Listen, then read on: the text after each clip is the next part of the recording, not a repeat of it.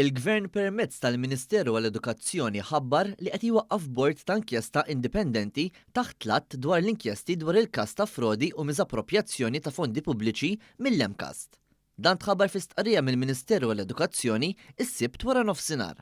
Dan wara li aktar kmieni din il-ġimgħa tresqet il-qorti Francine Farrugia li sa ftit sigħat ilu kienet kunsilliera nazzjonalista fis-CGUE. Fl-istqarrija tħabbar li l-Ministru Clifton Grima ħatar li l-imħallef emeritu Antonio Mizzi bħala ċermen tal-bord tal-inkjesta, flimkien ma' żewġ membri oħra.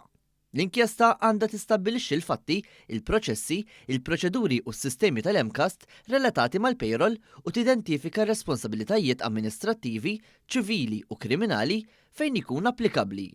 Għandha tivverifika jekk kienx hemm relazzjoni bejn id-deċiżjonijiet jew l-azzjonijiet meħuda minn uffiċjali tal-Emcast u l-każ ta' frodi u miżappropriazzjoni ta' fondi pubbliċi.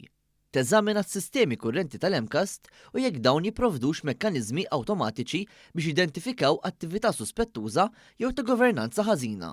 Dan fil-waqt li tressaq konklużjonijiet u rakkomandazzjonijiet meħtieġa kemm regolatorji kif ukoll amministrattivi biex tiġi msaħħa l-governanza u l-kontabilità fl-Emcast. Intqal li l-bord ta' inkjesta huwa awtorizzat jaħtar esperti fejn meħtieġ u għandu jippreżenta r-rapport tiegħu lill-Ministru fi żmien mhux aktar minn 6 ġimgħat mid-data tal-ħatra tal-bord ta' inkjesta.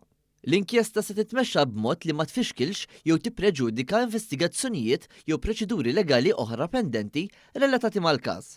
Il-Ministru Clifton Grima tenna li l-awtonomija tal-Emcast se tibqa' rispettata u li l-proċess se jsir b'kollaborazzjoni mad-Direttorat tal-Awditjar Intern u konformità fih dan il-Ministeru u bl-appoġġ tad-Dipartiment tal-Awditjar Intern u Investigazzjonijiet.